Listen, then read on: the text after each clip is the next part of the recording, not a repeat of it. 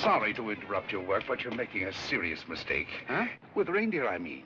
You're putting Prancer where Dasher should be. And Blitzen should always be on my right-hand side. He should, huh? Yes, and another thing. Donna's antlers have 4 points instead of 3. But I don't suppose anyone would notice that except me. No, I don't suppose so. Say, who are you? My name is Kringle. Kris Kringle. Well, glad I could be of help. Goodbye.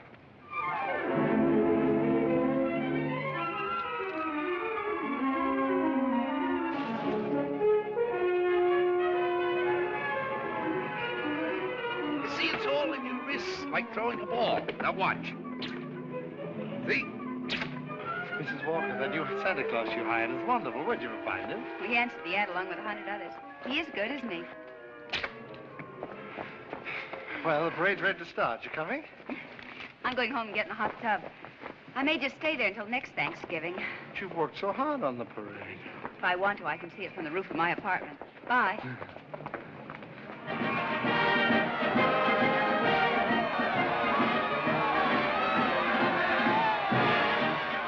Look at that big baseball player. He was a clown last year. They just painted him different.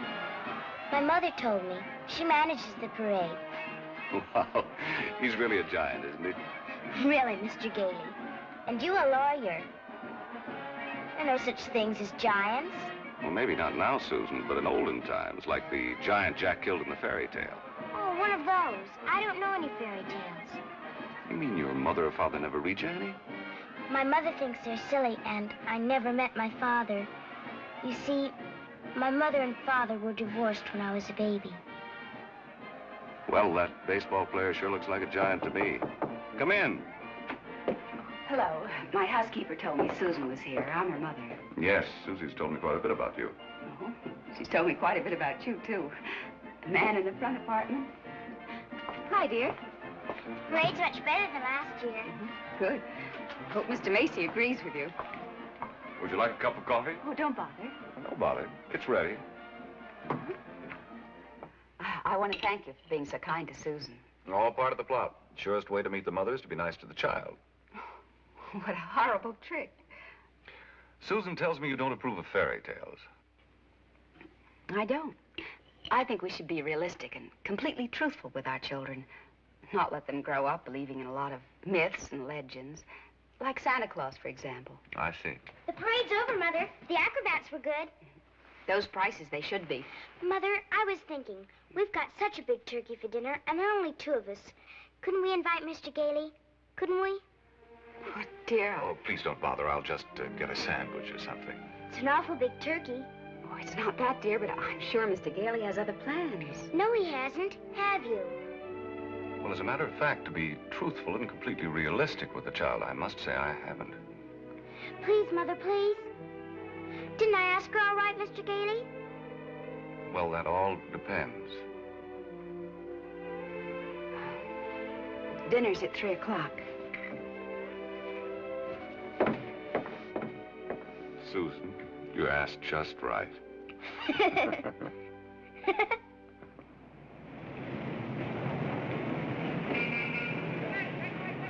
Before those screaming brats arrive, I want to give you a few pointers on how to be a good Santa Claus. Go ahead. Now, here's a list of toys we have to push. You know, things we've overstocked. You'll find that a great many children are undecided as to what they want for Christmas. When this occurs, you immediately suggest one of these items. You understand? I certainly do. All right, here they come. You get up there and go to work and memorize that list. And remember, be jolly. You're working for Macy's. Imagine that. Making a child take something he doesn't want just because he bought too many of the wrong toys. That's what I've been fighting against for years. And what's that, Pop? Praying to commercialize Christmas. And a Merry Christmas to you. Now then, what's your name, little boy? Peter. And what do you want for Christmas, Peter? I want a fire engine just like the big ones, only smaller. It's got real hoses and squirts real water. I won't do it in the house, only in the backyard, I promise. Now, Peter, I see you're a very good boy. So you'll get your fire engine. You see, I told you to get me one. Yes, dear. Well, look, you wait right over there. Mommy wants to thank Santa, too. What do you mean by saying a thing like that? I've been all over town trying to find that kind of a fire engine. Macy doesn't have one. Nobody's got one. But you can get those fire engines at the Acme Toy Company on West 46th Street. Only $4.50. Wonderful bargain. Oh, I follow the toy market pretty closely. Macy's sending other people to other stores? Well, the important thing is to keep the children happy. Whether Macy's or somebody else sell the toy, that doesn't matter, does it? Don't you feel that way? Me? Sure, but I didn't think Macy's did. I don't get it. I just don't get it. Oh, yes, we have skates. Nice, shiny skates, and they're very good indeed. But I don't think they're the kind of skates you want.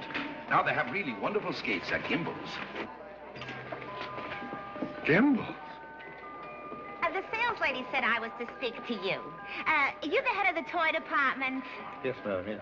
Well, look, I want to congratulate you on Macy's and this new stunt you're doing, sending people to other stores. To think that a big store like this puts the spirit of Christmas before the commercial. I haven't done much shopping here before, but from now on, I'm a regular Macy customer. But Gimbel's. And when you come to see me at Macy's, I shall tell you all about the wonderful toys. This seems awful silly, Mr. Gailey. Well, maybe you'll feel differently after you've talked to Santa Claus. Goodbye, and Merry Christmas. Now, what's your name, little girl? Susan Walker, what's your name? Mine, Kris Kringle. I'm Santa Claus. You don't believe that, do you? You see, my mother is Mrs. Walker, the lady who hired you. But I must say, you're the best-looking one I've ever seen. Thank you. Your whiskers don't have those things that go over your ears. That's because they're real, just like I'm really Santa Claus. Go on, pull them. Go on, go ahead, pull.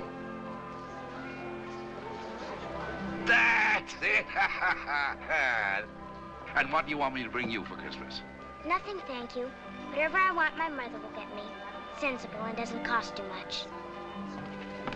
Susan, dear, I think you've taken up enough this gentleman's time. Your maid had to go home. Her mother sprained her ankle. She asked me to bring Susan down here for you. Yes, she phoned. I thought as long as we were here, we might as well talk to Santa Claus. He's a nice old man, Mother. And his whiskers are real, too. Yes, dear. A lot of old men have real whiskers like that. Susan, if you'd like to go over and look at the dolls, I'll be with you in just a minute. I want to talk to Mr. Gailey. I didn't think there was any harm in saying hello to the old gent. I'm sorry. Well, I think there is harm. I tell her Santa Claus is a myth, and you bring her down here to meet a very convincing old gentleman with real whiskers. What's wrong with that? By filling her full of fairy tales, she'll grow up to believe life is a fantasy instead of a reality. She'll keep waiting for Prince Charming to come along, and when he does, he'll be a... We were talking about Susie, not you. Whether you agree with me or not, I'll have to ask you to respect my wishes.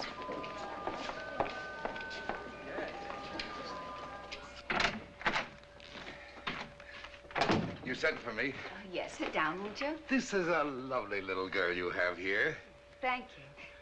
Susan's the reason I asked you to drop down. She's a little confused. Would you tell her that you're not really Santa Claus? That there's actually no such person? I'm sorry to disagree with you, Mrs. Walker, but not only is there such a person, but here I am to prove it. Oh, no, you don't understand. I want you to tell her the truth. What is your name? Kris Kringle. I'll bet you're in the first grade. Second. No, I mean your real name. It is my real name. Second grade. Good gracious. It's a progressive school. Oh, progressive school. Well, where did you get such a lovely outfit? Macy's. We get 10% off. Susan, would you go in and talk to Mrs. Adams for a minute? All right. Goodbye, young lady. Hope I see you again soon. I hope so, too. Bye.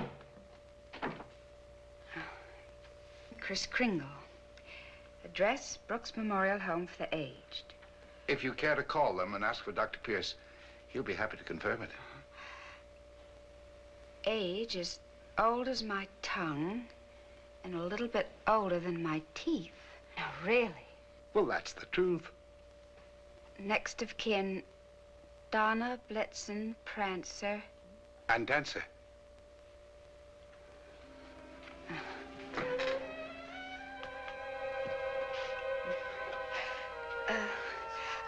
I'm sorry, Mr. Kringle. Yes, well, I'm afraid we're going to have to make a change. You see, the Santa Claus we had last year is back in town, and, well, I feel I owe it to him to, Have I done something wrong? No. Excuse me. Yes? Mr. Macy wants to see you immediately, Mrs. Walker. Oh, yes, right away. You'll have to excuse me. Miss Adams will give you your voucher on the way out, and you'll receive a full week's salary.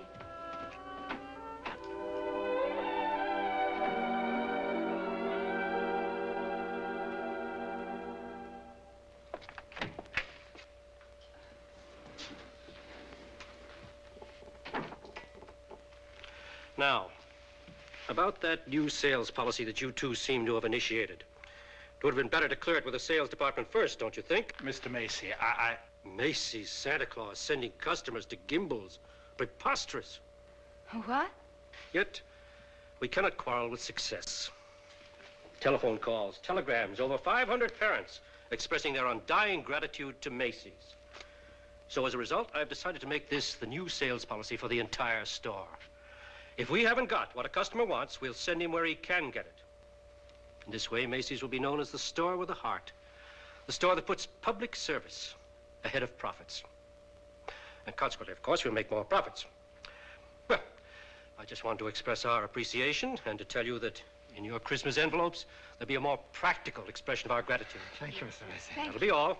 Thank you. Oh, and tell that wonderful Santa Claus of yours that I haven't forgotten him either. No, never mind. I'll tell him myself. In the morning.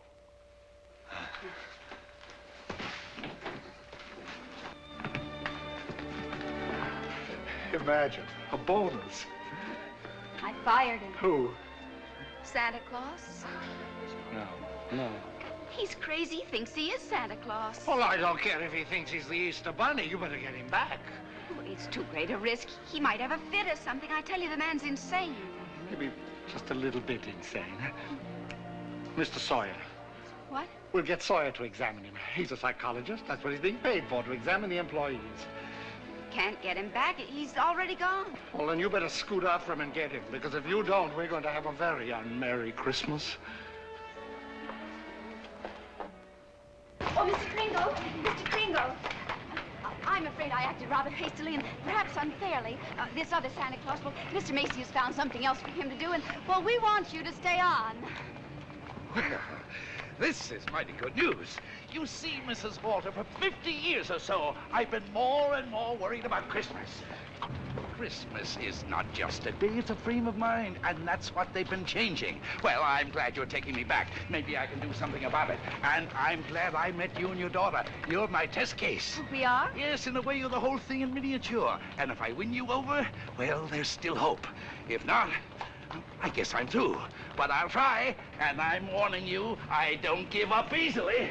Oh, well, Mr. Kringle, first thing in the morning, would you report to Mr. Sawyer's office for a little examination? Mental examination? Well, partly, yes. Oh, I don't mind. I've taken dozens. Haven't failed one yet. Yeah. How many days in the week? 7. How many things do you see? 4. Muscular coordination? Perfect. Who was vice president under James Monroe? Daniel D. Tompkins. I'll bet your Mr. Sawyer doesn't know that one.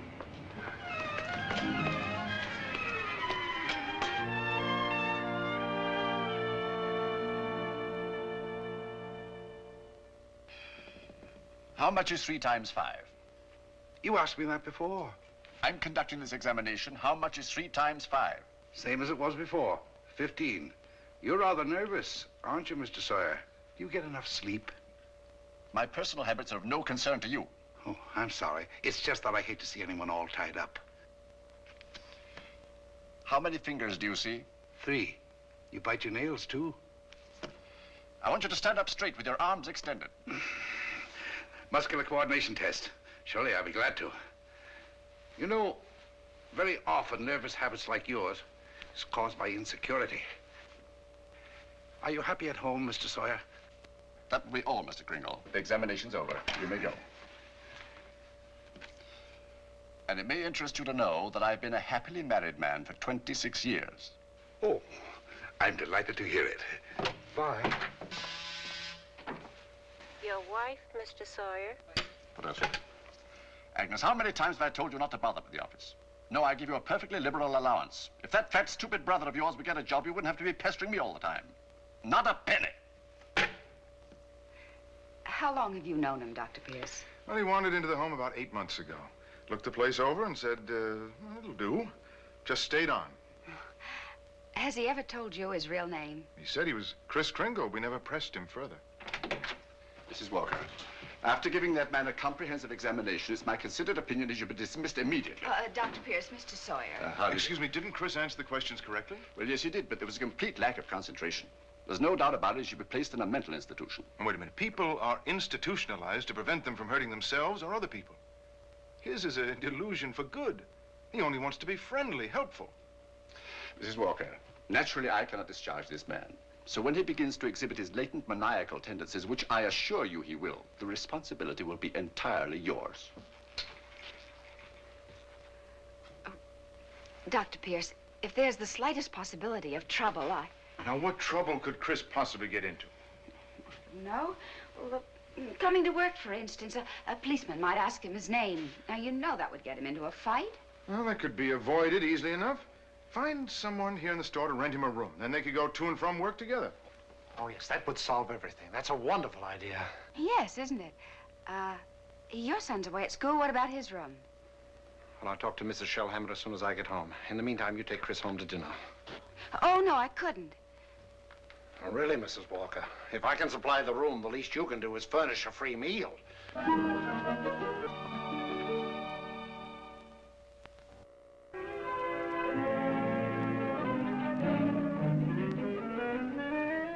What sort of games do you play, Susan? I don't play much with the children. They play silly games. They do. Like today, they were playing zoo, and all of the children were animals. Homer was supposed to be the zookeeper. He said, "What kind of an animal are you?" I said, "I'm not an animal. I'm a girl." He said, "Only animals allowed here. Bye." Oh, that's too bad. Sounds like a wonderful game to me. Of course, to play it right, you've got to have imagination. Do you know what imagination is? That's when you see something and it's really not there. Well, yes. And I believe imagination is a place by itself. Yeah, you know, like, well, you know the British nation and the French nation. Well, this is imagination. Say, how would you like to make snowballs in the summertime? Or drive a bus down Fifth Avenue?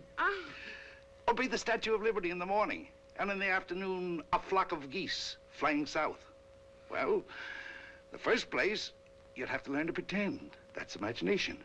Now, the next time they play zoo, you tell Homer you're a monkey. But I don't know how to be a monkey. I'll show you. And stand up. First, you bend way over. That's it. Keep your arms loose. Now, then you scratch. On the contrary, the firm of Hazlitt, Sherman, and Hazlitt has been very good to me. But being an exceptional lawyer, I want to open my own office. Naturally. We're having our first lesson in pretending, and we're doing pretty well, too. She'll be having nightmares for weeks. But you'll be having a lot of fun in the daytime. Hello? Oh, Mr. Shellhammer, that's fine. The Shellhammers have a room for you. That's very kind of them, but I've accepted Mr. Gailey's offer to stay with him. Mr. Gailey? I'll get the meat. Oh, thank you, Mr. Shellhammer, but it seems he's made other arrangements. Yes, well, goodbye. Well, here we are. Steaks. No, it's venison. A friend of mine at the office gave it to me. What's venison? Oh, deer meat. If you don't like it, I have eggs for you. Could I have eggs, too? Venison, you know, I couldn't. Oh, I forgot. Well, there must be something you want for Christmas. Something that even your mother doesn't know about. Why don't you give me a chance? All right. Good. That's what I want for Christmas. A doll's house like this? No, a real house. A real house? If you're really Santa Claus, you can get it for me. And if you can't, just a nice man with a white beard like Mother says. Well, just because every child doesn't get his wish, that doesn't mean there isn't a Santa Claus. That's what I thought you'd say. But what could you possibly want with a house like this? Live in it with my mother. But you have this lovely apartment. But I want a backyard and a swing and... She can't get it, huh? I didn't say that. Well, it's a tall order, but I'll do the best I can. May I keep this? Mm-hmm. Good night, Susan. Good night.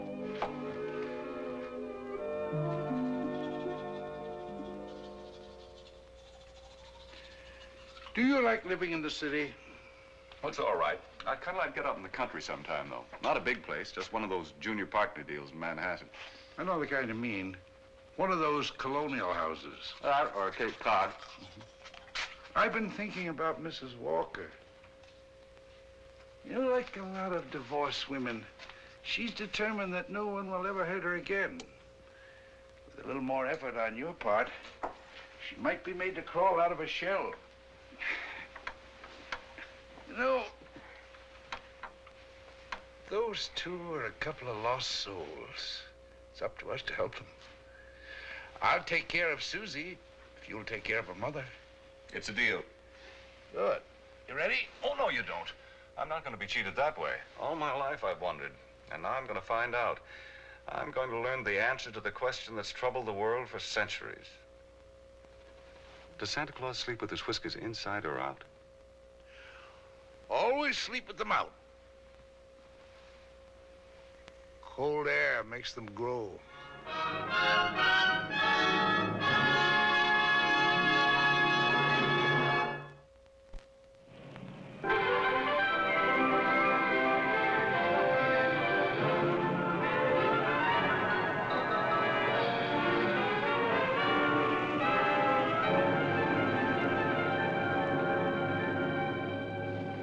This is one event I never expected to see. Two can play at this game, Mr. Macy. If Gimbel's hadn't got what the customer wants, we'll send him over to Macy's. It'll be a pleasure, Mr. Gimble. And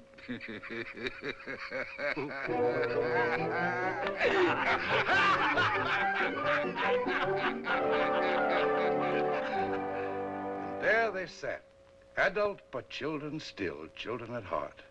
It was summer, warm, glorious summer. The end. Did you like that story, Susan? Mr. Kringle, do you think I'm going to get my house for Christmas? Well, I can't promise, but we mustn't give up hope. Good night, Susan. Tomorrow evening, I'll read you another story. I can't. I've got to go to school. Isn't this vacation? Yes, but this is what they call a required function. Required function? The Fillmore Progressive School requests your presence at a special performance of a Christmas play to be given in the modern manner. What does that mean? A Christmas play without Santa Claus. Well, a Christmas play without a Santa Claus? The performance will be followed by a short address. Subject, exploding the myth of Santa Claus. The guest speaker will be Mr. Albert Sawyer.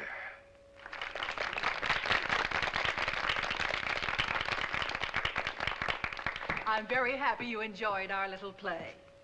And now it gives me great pleasure to introduce our old friend, Mr. Albert Sawyer.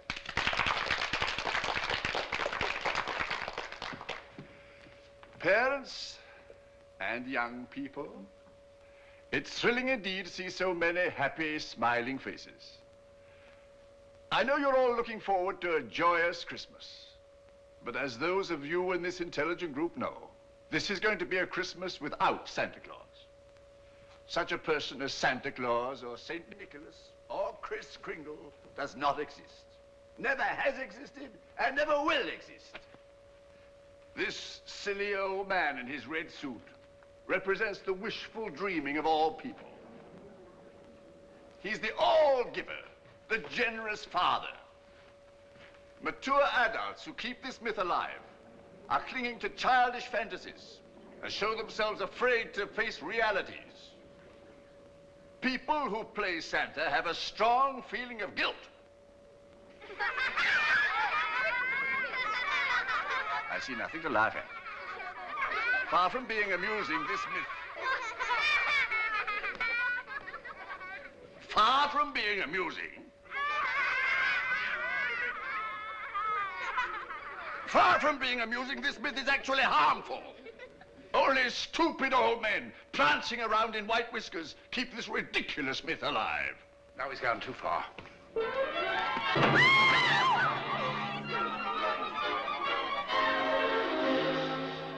He became violent because I attacked his delusions, and he'll do it again. Well, if you ask me, I think we ought to get an outside psychiatrist to examine him. Then you better do it right away before Mr. Macy hears about it. Oh, that's right. You explain it to Mr. Kringle. After all, you're his friend. Oh, no, I can't. Well, I've grown very fond of him, and this is going to hurt him deeply. I just can't. All right, what can we do? I think I have it. You tell Kringle Mrs. Walker wants him to leave at once in order to have some publicity pictures taken with the mayor. I'll have a car waiting outside, and once we get him in the car, we'll drive him straight off to Bellevue Hospital. Yes, that'll do it. I'll ride up front with the driver.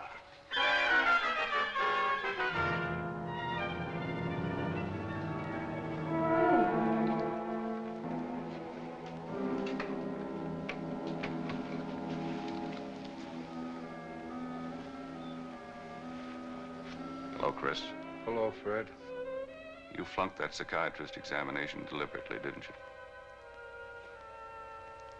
Why? I had great hopes, Fred. I had a feeling that Mrs. Walker was beginning to believe in me. Now I know she was only humoring me all the time. Mrs. Walker didn't know anything about taking pictures with the mayor. That was Mr. Sawyer's idea. It isn't just Mrs. Walker. Take Sawyer. Contemptible, deceitful, dishonest. But he's out there, and I'm here. If that's normal, I don't want it. But you can't just think of yourself. What happens to you matters to a lot of people. People like me who believe in you and what you stand for. People like, well, like Susie, who are just beginning to. Kris, you can't let them down. You're right. Let's get out of here. Now, wait a minute. You flunked that examination, but good. Yes. I said our first president was Calvin Coolidge. Oh, but you can fix that. You'll think of something. Now, take it easy. A judge is going to be asked to sign papers committing you to a mental institution. The only chance would be to prove you legally sane at a public hearing. Good. I can think of nothing better. Don't you see? That will settle the question once and for all.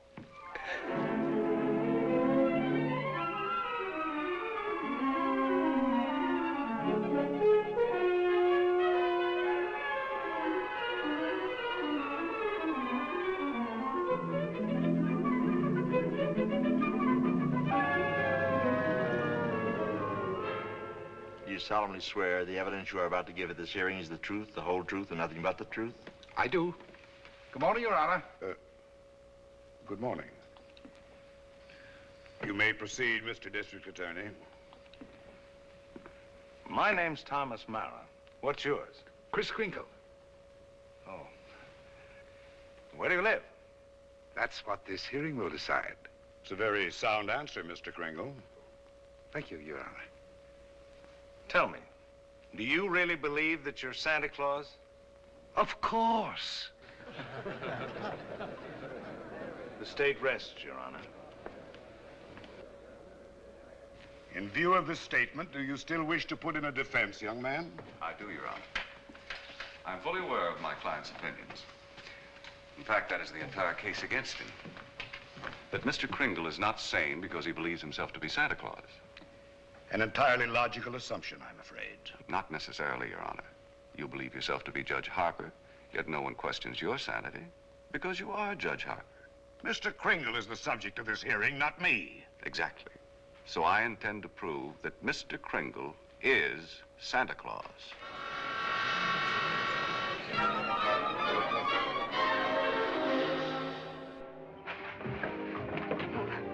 What does Mr. Hayslip, Sherman, and Hayslip say about the trial?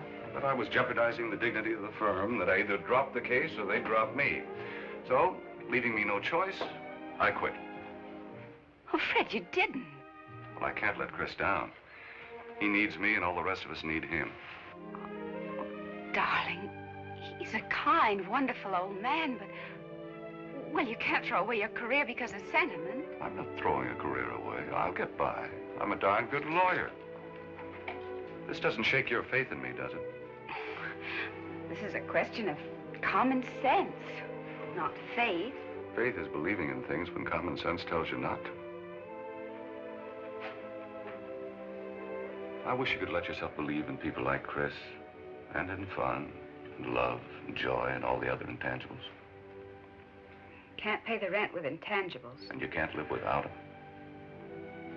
Why don't you try a little blind faith, darling? String along with me.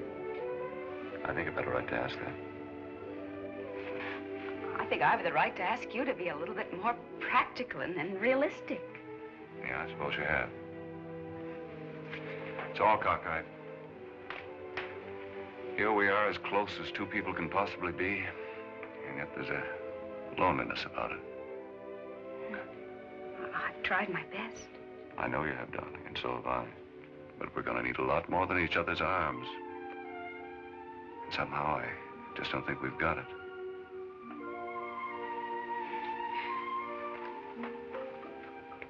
Funny. With all my common sense, I was just beginning to think this time it might work out. So was I, but... Can I help you trim the tree? Thanks, I can do it. Well, good night. Good night.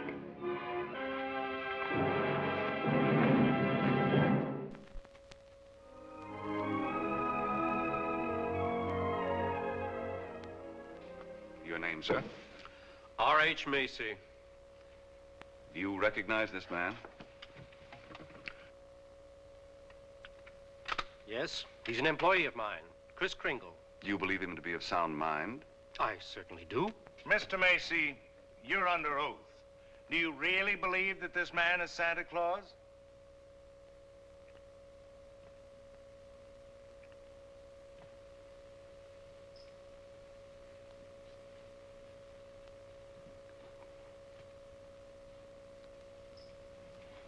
Do you? I do.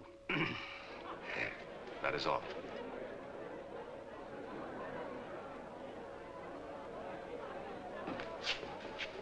You are fired.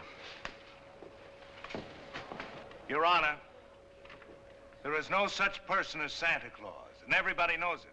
I ask that the court make an immediate ruling. Is there or is there not a Santa Claus?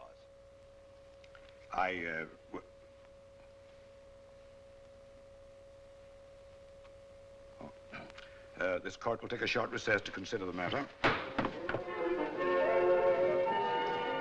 I don't care about the law. I'm talking about politics.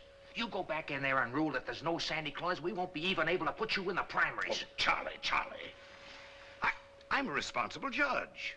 How can I seriously rule that there is a Santa Claus? All right, go back in there and rule there isn't. The kids read about it, so they don't hang up their stockings. So what happens to all the toys that are supposed to be in them stockings? Nobody buys them. Oh, the toy manufacturers are gonna love that. What about the Christmas card makers, the candy companies? Oh, boy, are you gonna be a popular guy.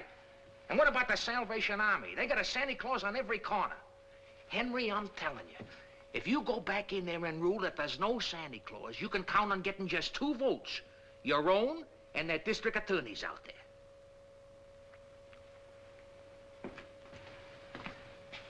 One. District Attorney's Republican. The court will rise.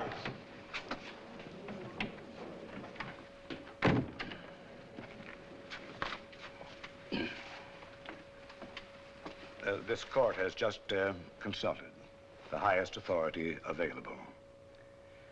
The traditions of American justice demand a broad and unprejudiced view of such a controversial matter.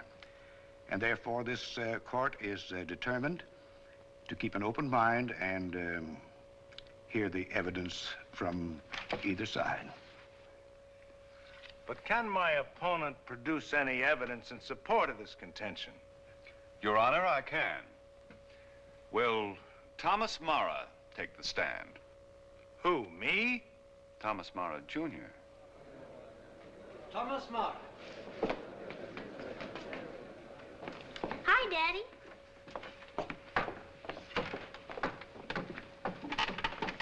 Tommy, you know the difference between telling the truth and telling a lie, don't you? Everybody knows you shouldn't tell a lie, especially in court. Do you believe in Santa Claus? Sure I do. And what does he look like? There he is, sitting over there. I object, Your Honor. Overruled. Tommy, why are you so sure there's a Santa Claus? Because Daddy told me so. Didn't you, Daddy? And you believe your daddy, don't you? Sure I do. Daddy wouldn't tell me anything that wasn't so. Would you, Daddy? Thank you, Tommy.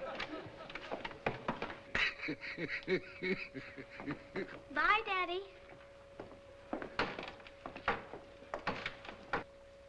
The state of New York is willing to concede the existence of a Santa Claus. But I ask that Mr. Gailey produce authoritative evidence that Mr. Kringle is the one and only Santa Claus. Your point is well taken, Mr. Mara.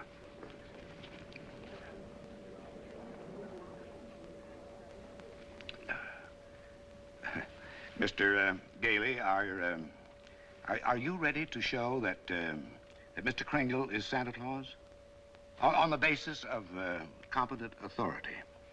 Not at this time, Your Honor. I ask for an adjournment until this time tomorrow. This court stands adjourned till 3 o'clock tomorrow afternoon. Bath's all ready. What are you doing? Writing to Mr. Kringle to tell him I believe in everything he told me. Everything will turn out fine. Oh, that's nice. He'll like that. Where shall I send it?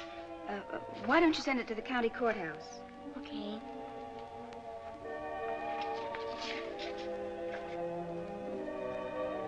What did you write, Mother? I believe in you too, Doris. Go take your bath now.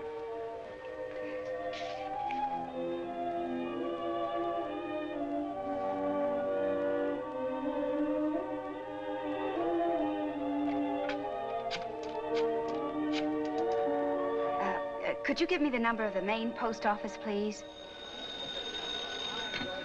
Hello, dead letter office. Are you kidding? We got maybe a couple of 100,000. Yes, ma'am, we sure would. Hey, lady, that's not a bad idea. Thank you.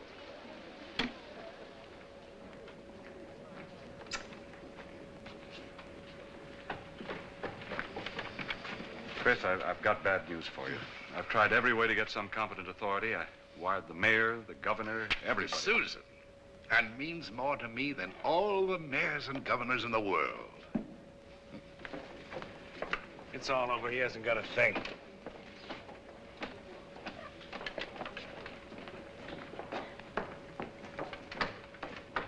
Your Honor, the defense has yet to produce one bit of authoritative proof that this man is really Santa Claus. And in view of the fact that it is Christmas Eve and we're all anxious to get to our homes, I ask that these commitment papers be signed without further delay. Mr. Gailey, have you anything further to offer? I should like to submit the following evidence, Your Honor. It concerns an official agency of the United States government. The Post Office Department, one of the world's largest business concerns, did a gross business last year of $1,112,877,174. Your Honor, I'm sure they're all deeply gratified to know that the Post Office Department is doing nicely, but it hardly has any bearing on this case. Furthermore, the U.S. postal laws make it a criminal offense to willfully misdirect mail or intentionally deliver it to the wrong party. Yeah, Your Honor.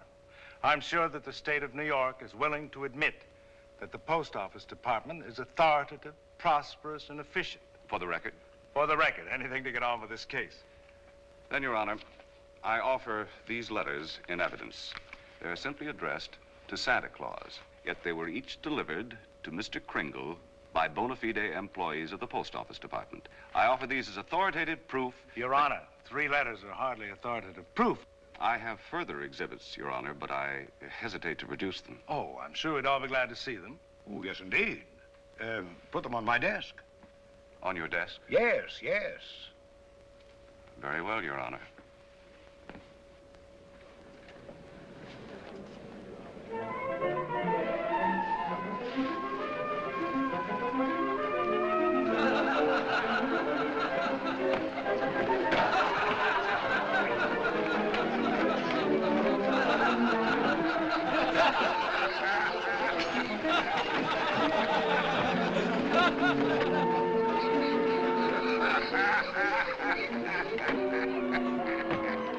Your Honor, every one of these letters is addressed to Santa Claus, and the post office has delivered them to my client. Therefore, the United States government recognizes this man, Kris Kringle, as Santa Claus.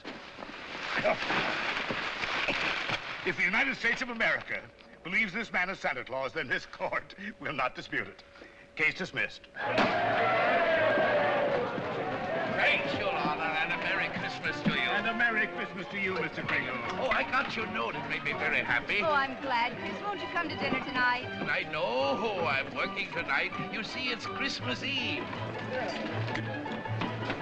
Merry Christmas!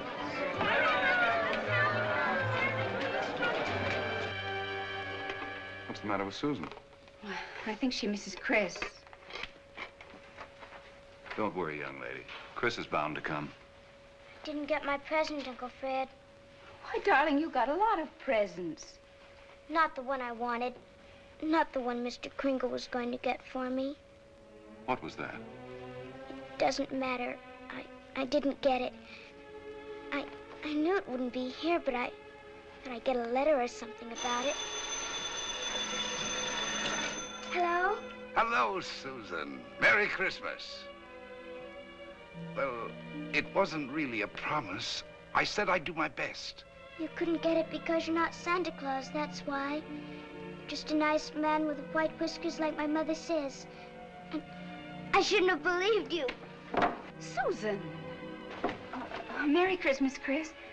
I'm sorry Susan is disappointed in me. Oh, she'll be all right. Here's Fred.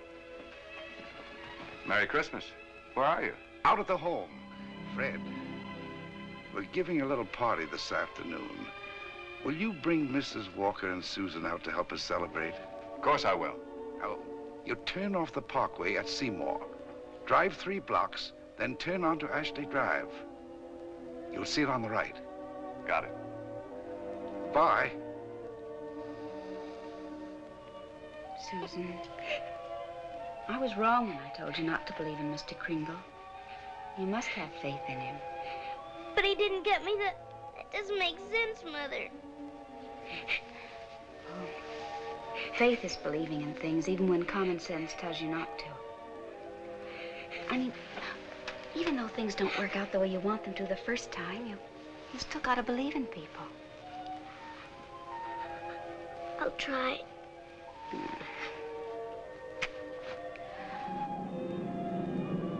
There it is, Ashley Drive. I do believe. I do believe. I do. Stop, Uncle Fred, stop! Susan!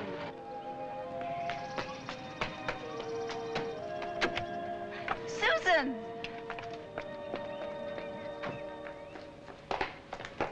Susan?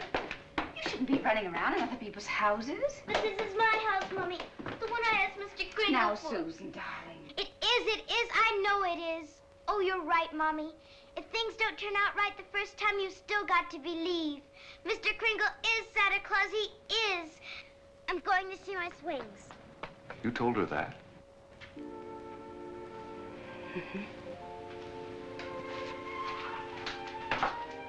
The house seems to be for sale. We can't let it down. Oh, Fred. Darling, I always believed in you. It's just my ridiculous common sense. Well, it even makes sense to believe in me now. I take a little old man and legally prove that he's Santa Claus. Now, you know.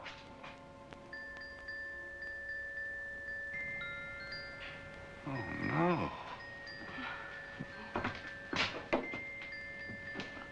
Wait, it must have been left by one of the tenants. Maybe. Maybe I didn't do such a remarkable thing after all.